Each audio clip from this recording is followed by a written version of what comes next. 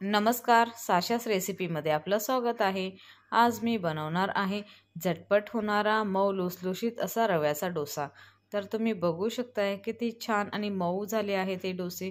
तर अशा प्रकारे ही रेसिपी आपल्याला बनवायची आहे।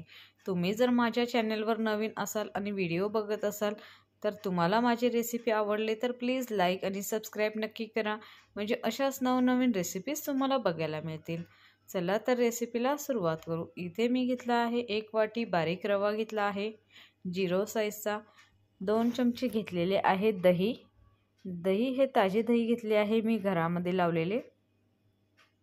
यामध्ये टाकले आहे 1 वाटी तांदळाचं पीठ। तांदळाचं पीठ हे बाइंडिंगसाठी मी घेतला आहे।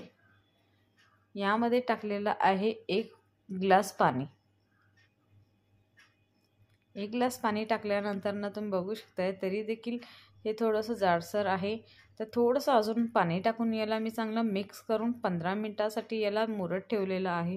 रवा हा आपला चांगला मस्त पाण्यामध्ये फुलला जाईल अशा प्रकारे मी 15 मिनिटासाठी ठेवलं आहे। तर बघू शकताय तुम्ही 15 मिनिटानंतर हा रवा किती मस्त आणि फुललेला आहे छानपैकी। तर अशा प्रकारे ही 15 मिनिटानंतर ही कन्सिस्टन्सी रव्याची झालेली आहे। तर 15 मिनिटानंतर तुम्ही चांगलं हलवून बघा तुम्ही, आणि कन्सिस्टन्सी किती छान आणि मस्त हा रवा फुललेला आहे। तर यामध्ये आपल्याला आता टाकायचं आहे 1 कप टाकला आहे मी छोटा कट केलेला कांदा। यामध्ये 2 चिरलेले बारीक हिरवी मिरची टाकलेली आहे। यामध्ये टाकलेला आहे कोथिंबीर टाकली आहे थोडीशी बारीक कट करून। चवीनुसार मीठ टाकलेलं आहे। थोडंसं खायचा सोडा टाकलेला आहे आणि हे मिश्रण पूर्णपणे एकजीव मी करून घेतलेलं आहे।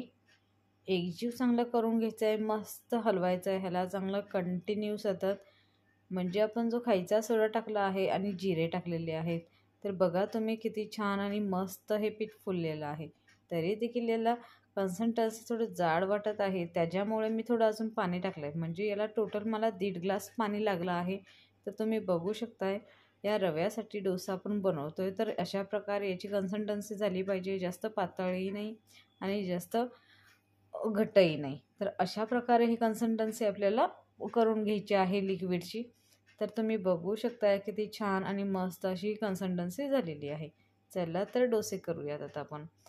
तर एक तवा माझा तापलेला आहे, इथे मी डोसेसाठी मी हे बेटर टाकून घेतलेलं आहे। तर बेटर तुम्ही बघू शकताय किती छान आणि मस्त झाले आहे। तर साईडने मी याला तेल टाकलेलं आहे आणि बघू शकताय लालसर आपल्याला एक साईड भाजली की पलटी करून घ्यायचं आहे। पलटी केल्यानंतर पुन्हा एकदा 1-2 मिनटं शेकलं की याला अशा प्रकारे कट करून आपल्याला फोल्ड करून घ्यायचं आहे। रवा डोसा आपला तयार आहे। तुम्ही जर माझ्या चॅनलवर नवीन असाल तर प्लीज लाईक आणि सबस्क्राईब नक्की करा। अशाच प्रकारे मी सर्व डोसे तयार करून घेतलेले आहेत। तर बघू शकताय आपले डोसे हे पूर्णपणे तयार आहे खाण्यासाठी। तुम्ही जर नवीन असाल तर प्लीज लाईक आणि सबस्क्राईब नक्की करा, म्हणजे असेच नवनवीन रेसिपीज बघायला मिळतील। भेटूया नेक्स्ट रेसिपीमध्ये। थँक्यू।